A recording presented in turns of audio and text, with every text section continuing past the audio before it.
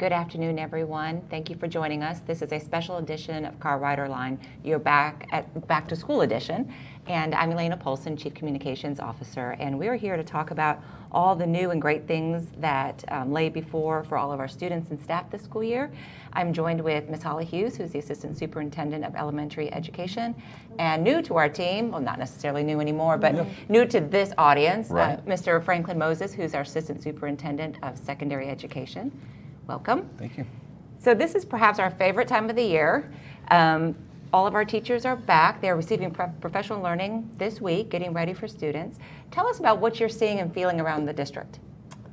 I can say yeah, we just came off this morning from a great morning session of professional learning for our teachers, and everyone feels so good coming back to it's a normal school year, of expectations, of consistency, of digging in deep to the work that they love, and getting ready to greet students. And just in general, they are thrilled to be back in anticipation for the school year. So it's really an exciting time across the district. That's great. Yeah, I mean, the secondary principals, in visiting with them yesterday after their first day, they said they haven't felt anything like this in the past few years. And so it's so great to see, was able to make it out to some campuses, see the smiles and the excitement on the teachers' faces.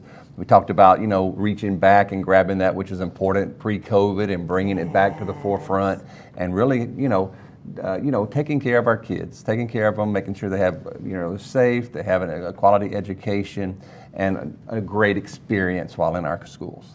And for you, this is, as you explained, this is your first year not leading a particular campus. Right. And so you had the opportunity to visit with teachers yesterday at Clear Falls High School. And what kind of information did you share with them? Well, that was something that was really great for me. Like, for the past 10 years, I've stood in front of a faculty and a staff and cast vision. And so, over the summer, I was like, oh, this is going to be kind of like a sad moment for me because I'm not going to be able to do that. And Falls reached out and said, hey, we'd love for you to come over and talk to our faculty and staff about that idea of shifting, and that sometimes you have to go in reverse, and sometimes you have to go back and grab some of those things that are important, and really build upon those relationships with those students. And some of the things that maybe COVID took away from us and stole our identity, bringing some of those things back to why we're special, about our people, what our purpose is, and fulfilling our promise. And so it was really, really exciting times. The faculty was really engaged and ready to take on the year. Yeah, that's great. And that's it's not great. necessarily new, but it's going back to many things that we did in the past. Correct. And pulling those back forward, which is really exciting for teachers. We will always maintain a stature of safety, physical and health, but it is very important for us to launch this school year like no other, that this is a different day. It's important for kids to know that. It's important for parents and staff to know that. And you two have certainly been leading the way, and Dr. Karen Engel, and just the momentum is there, and you can feel it. And I know parents are about ready to send their kids back to school, so let's get to what they need to know. So this time of year, there's lots of kindergarten camps, parents sending their kids on the school bus for the first time. What should they be doing right now to help them get ready? Yes, because everybody went out tax-free weekend and got all their school supplies, so they're set. So yes, our kindergarten parents and all of our elementary parents are getting so ready, and it's an exciting time. Even within our offices, we have lots of family members that are getting ready to send their kids back, and so it's so fun. But we're getting back into those structures and routines. It's so important for our youngest learners that we know what to predict. Typically when August comes, that's a time where you start changing those bedtimes to be more of a secure set time, and start trailing back to what a normal school year would be. But this is a time for kindergarten parents to start thinking about routines and structures, thinking about bedtime, thinking about self-help skills, just reminders on that. Certainly reading books at home to prepare them for coming back to school, saying goodbye, that it's not forever, it's just for the moment, for the day, and that they're going to have so much fun at school, and build up that anticipation of going to, some people call it the big school, but going to elementary school, riding the bus perhaps, having all those experiences, meeting new friends. It's super exciting. But this is the time where parents are having those conversations, talking about those routines, trying to start modeling those structures and getting them prepared. They're also completing back to school forms. They're enrolling. Hopefully if you're watching this, you have already started that process. That's an important one. It is, and it is very important. In fact, I think Thursday, if I recall, Thursday is really our deadline, and we need parents to submit those forms because that's what creates the class list. And if we don't know you're coming, we don't have a space for you in a classroom. So it is so important that parents take care of that task. It's all online. There are multiple forms, but you should get through the process relatively easy. And if you need any help, the campuses are open that can help support that process.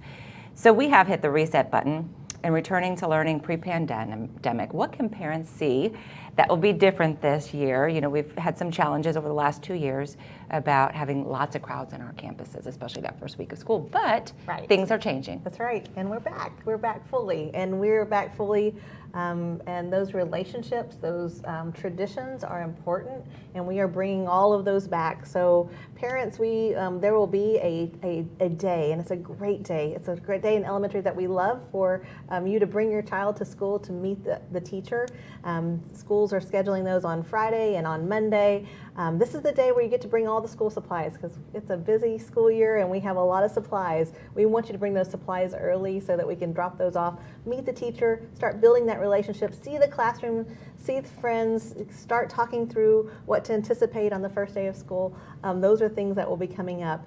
Either if you can contact the school, they will be sending out information. If you're registered, you will receive that information, but they start on Friday and some on Monday, depending on the grade level. Sometimes parking, when we have all of our parents come back, is a challenge. And so we stagger some of those times over different days and different times to make sure we have space for everyone to get in and out of the building. Be careful for the fire marshal lanes. Yes. That is, we don't want your first day experience to end that way. So just be mindful of those fire lanes. Especially it's because of safety. It's true. So, but coming back, filling out forms, meeting the teacher, getting to see where cafeteria and special classes happen for art, music, PE. There's a chance to see around the building, which is a great time. To make sure you have lunch funds in your lunch account is an important factor as well. Those are all, and if there are any medicines or any special notes for the nurse or the counselor, those are things that we can connect with on those days too. So meet the teacher is a really important time. I know it's a challenge for everyone to make that happen, but it really is a great start to the school year, and our teachers can't wait to meet their students. And then the first day of school for pre-K and kindergarten, it's a week from today, and the parents can come inside the school and bring their child to class, which has been somewhat restricted in the last couple of years, so we're excited to have that back. That is right. And then day one for the rest of the students on Wednesday, parents will be able to do that. It is important that, we've talked about this many times, of allowing students to get into their routine and get used to coming to school and walking the hall without their parents. So please be understanding that day one, you're welcome to come. Day two, where the bell's ringing and the teachers are getting right into instruction. So we'll maintain our regular visitor process. That's right. One good thing that came from last year that we are continuing this year is the sign up for lunch. That was a real good process. It is. Improvement. It truly was. It's a change, but it's a positive one for certainly the campus. And that is, we want parents to come and they can certainly join us for lunch. We'll start that mid-September. We want to get our structures, routines, and places and procedures all in line. But then they can sign up starting, I believe, September 1st, and then we'll start having dates open up for reserve a spot and a table at our parent table for lunch. So that will be exciting. So we talked about the transition day for pre-K and K. What would a incoming 6th grader and 9th grader experience on Tuesday? Well, that's just a great day. I mean, these students are coming from elementary into intermediate, and their eyes are about this big because it's like the big school, right? Same thing with our freshmen coming from intermediate. Now they're at the high school, right? They're at the big house, if you will. And so it's just a great day for the students to come in, learn about the values and the importance and those key character traits that campus has. They run them through their schedule. They get to meet their teachers. They spend time with their teachers. No instructions going on, just simply some information, letting them become acclimated, if you will, to the campus, to the teachers.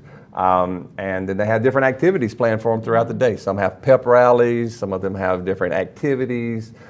competitions, if you will. And so it's just a great time for them to come in and just be them for that day, right? They get to learn the building with only a third or a fourth of the population there, kind of get acclimated, get some of that anxiousness out of them and change it and transition to school. So it's a fun time. And they always come in, they're real nervous. They're still super nervous. But usually about midday, they kind of let all that go and they're having fun. That's great. That's great. Okay, let's spend some time to talk about what's new this year, specifically school safety. Every year we have a focus on safety, but this is a different time considering where we left last May with the tragedy in Uvalde. We've done a lot of work this summer. So specifically, are there any changes that would be visible for students and parents that we want to share with them today? Well, yeah, as you mentioned, we met all throughout the summer with a committee that was made up of community members, educators, law enforcement agencies around the area. And our three major themes that we came to was school security staffing and identifying and responding to threats. And thirdly, our technology and security systems that we have in place. Our number one priority is to maintain the safety of our students, both, again, like we said earlier, physically as well as mentally. And so we felt like these three things really go towards that, and the addition of some SLO officers to our team to ensure safety of all campuses. Very, very important. The process of identifying those threats and how does that work, and making sure that our people are trained in identifying it as well as responding to it to whatever level of assessment it shows. And then, of course, finally, there's the technology and the security systems, from the Raptor alerts to our different ways to communicate with parents if a situation is occurring at the school, to the actual security systems in our buildings to help, again, secure those students while they're in our hands.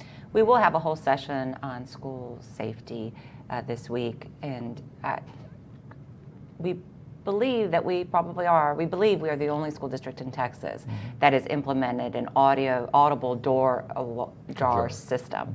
So that will be enhanced process for us.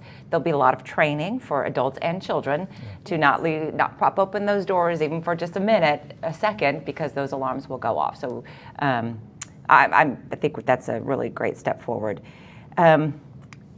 Shifting a little bit to meals, because that's too something that's changed this year, is that the federal government had provided funding through a program due to COVID-19 where we were able to provide free breakfast and lunch for students at the elementary and intermediate.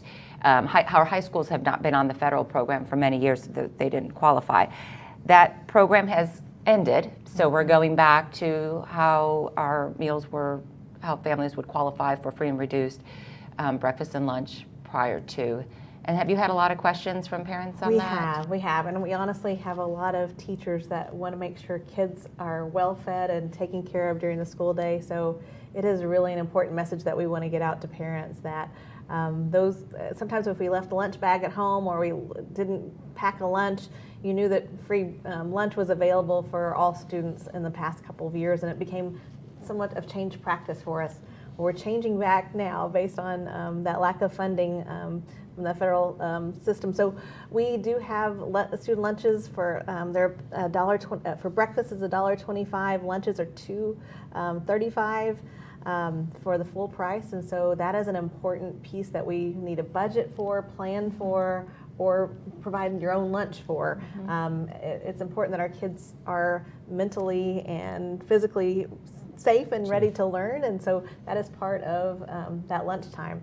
They do have maybe a sandwich that they will provide and a milk, but we want our kids to have a hot lunch and to be well fed at the lunchtime, so it's important. So please, if you have taken advantage of that in the past, either please provide the information if you qualify, or plan for providing that lunch. Right, we went through this many years ago with CCISD Cares, that with inflation costs this time, even if you think you don't qualify, you may not even be in that, just go through the process, you may be surprised. So there are additional supports that are out there. It is just a little bit of paperwork, but do just take the opportunity to fill it out, and if you do qualify, that's a great benefit for your family.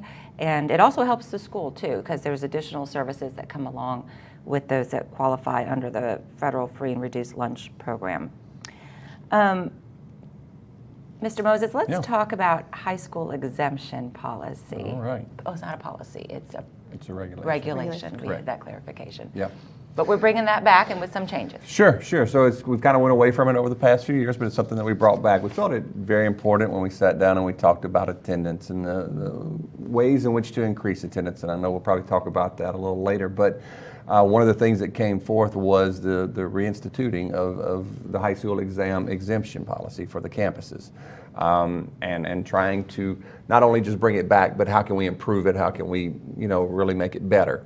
And so some of the things that have changed through that is that we now have a fall exemption policy, and that's something that has not happened in Clear Creek ISD in the past. And so those students could be exempt in the fall from their elective courses, and those are courses that are not involved in English, math, science, social studies, or world language and cultures, the true elective courses that they're choosing.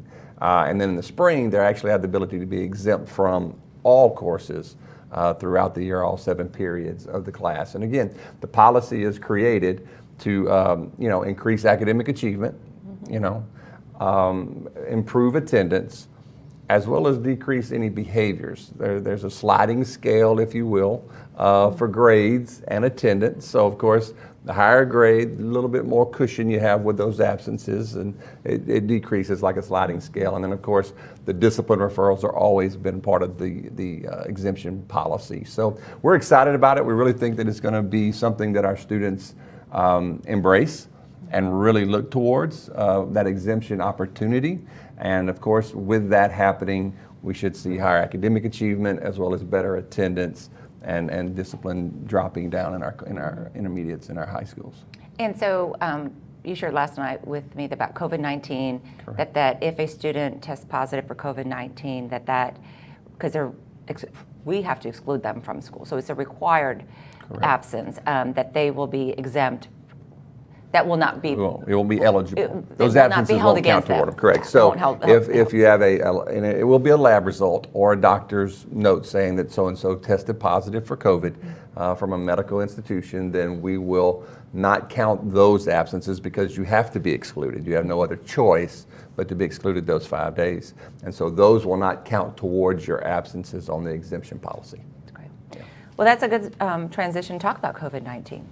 Because we have shared information out with our families, but we just did a clarification with all of our staff today about what is continuing and what's not continuing. Clear Creek ISD over the past 2 years, we really have exceeded what was required by the state, and so we have gone back to doing what is required by the Texas Education Agency and the Department of Health and Human Services. So students who are staff members who test positive are required to be excluded from the school setting for a minimum of 5 days, and so that will continue.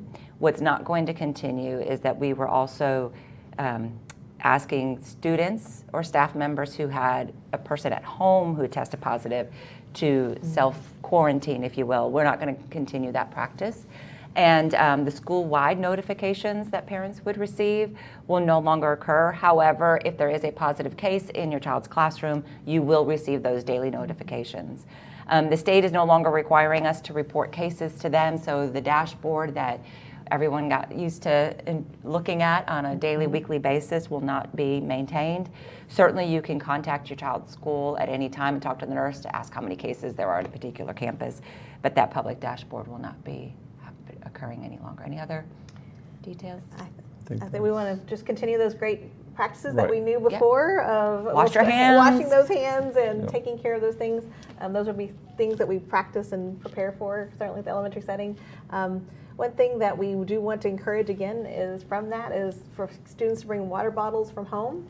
That was a real positive that came out of COVID, of less trips out of the classroom, out of the learning environment, bring that refillable water bottle from home. That was a positive for us. But back to COVID, we're back to eating in the cafeteria. We'll have buddies at the lunch table, and we'll be moving on with school as we knew it pre-pandemics. And certainly there are families that are concerned about COVID-19, and parents, as they did last year, have every right to send their child to school with a face covering. We will be very respectful of it. Kids have been very great about it. It's not been an issue. So families do know that you can still do that without any permission or just however you feel comfortable sending your children to school, just please send them to school. I think that's really our message. That is a piece of just coming back from pandemic times of back to not only to be prepared to be at school, but to be on time, to be there for the full day.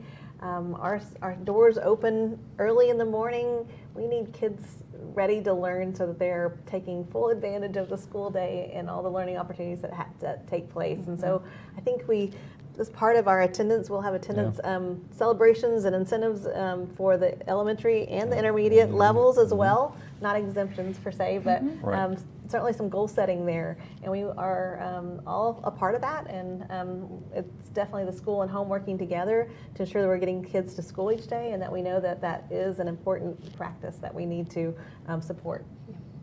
And every day counts. Every day counts. Every day counts. It does. And it's very important for them to be in there to receive that instruction, to get that firsthand, face-to-face instruction from that certified teacher, and it just makes a huge impact, as we've seen in the past.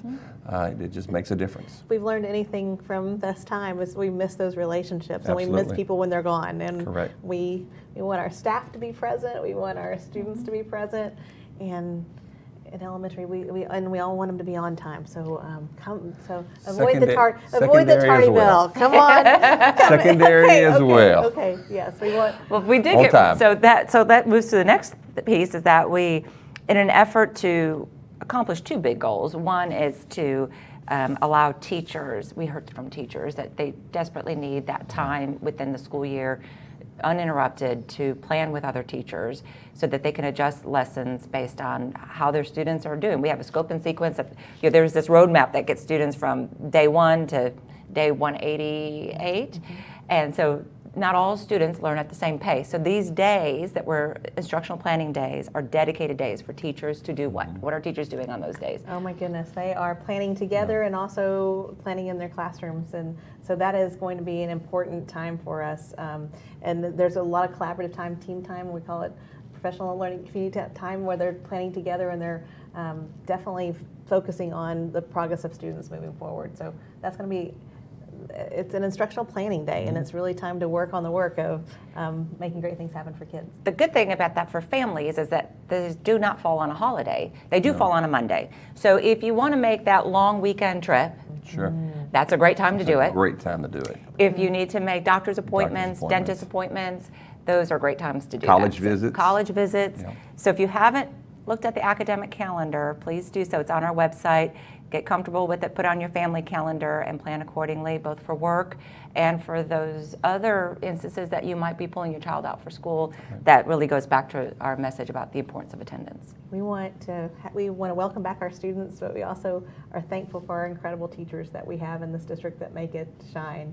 And our teachers need that time, that dedicated time for planning. It's something that they've asked for to work on their work, and so that they can do the very best that they can for our students. And so that was an important feedback and aspect that we're trying this year to see how we can move forward. So we're excited for that. We want to work with our teachers to provide that time. And our community has been so supportive of our teachers. Right, we had a big luncheon for all of our new teachers over with the Clear Lake Area Chamber of Commerce. Our businesses, if you haven't noticed, if you're driving around town, there's marquees all over the place welcoming teachers back. I assume the same will happen next week when kids come back, but that just adds to the excitement. Is there anything else that I haven't asked you to about that you'd like to share? I would just say the back to school form process is open, and our elementary offices are asking us to remind you to please upload your information to finish out your documents of, if you're a new student, to finish out that process. If you're new to Clear Creek ISD, or if you're a returning student, we have back to school forms, and we want those to be completed as well. That helps us identify teachers. Last thing is, we are coming back from pandemic, and in the elementary setting is a little different than secondary, and the fact that we have shifts of staff at the final days, and we're trying to get that set right now and make sure we have all the right people in places. So we do have moving teachers up until the first days of school. So anything that we have from you will help us have that secured and ready Minimize to go. those disruptions, absolutely.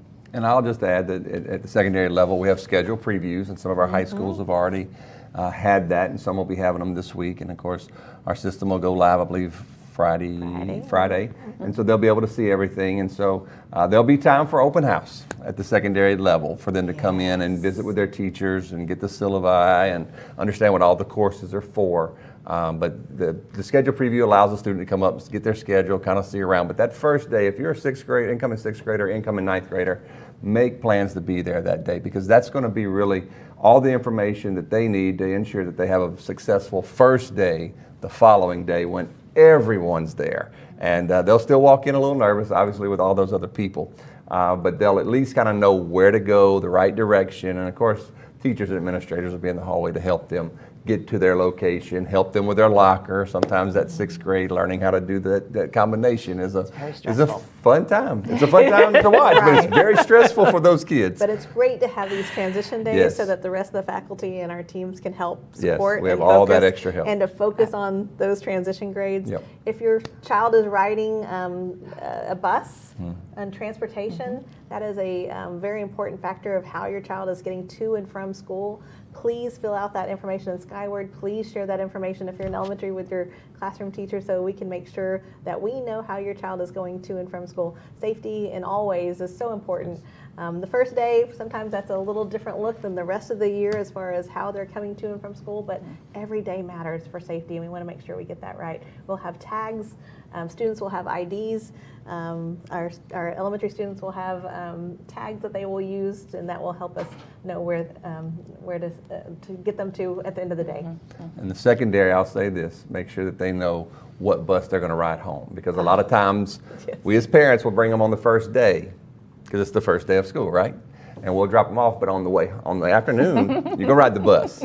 And so then the bell rings, they have no idea, they're asking administrators, I live at such and such place, what bus do I get on? And and then we have to pull it up. So please make sure that they look that up on our system to determine what bus that they should be riding. Even if you do pick them up that afternoon and they're going to ride the next morning, they need to know where their stop is. I'm so glad we talked about transportation. We have some of the best bus drivers in the nation, and have been with us for decades in many cases.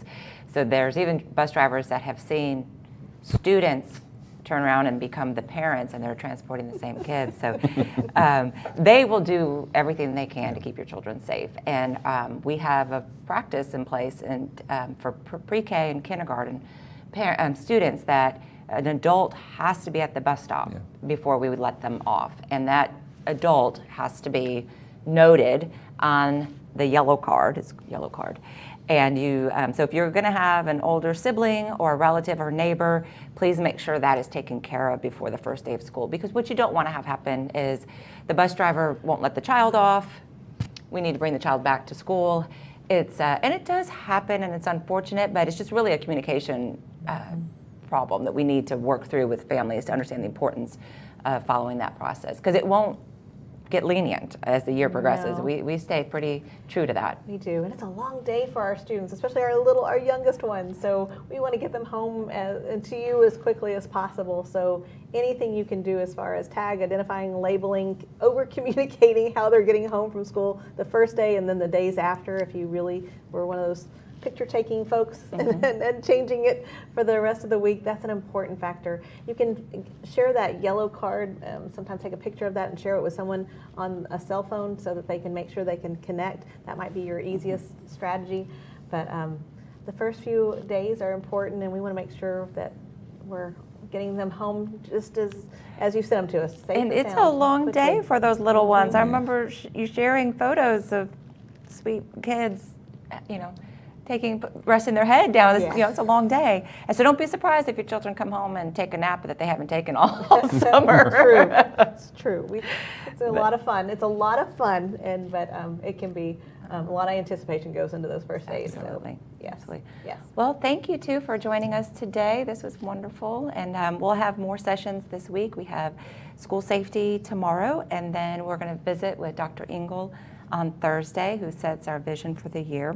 And then on Friday, Tony Davila, our Parents Assistance Director, will be here, and he's got some tips and tricks to help parents in that big transition from summer to school. So until then, have a great day. Thank you. Thank you. Thank you.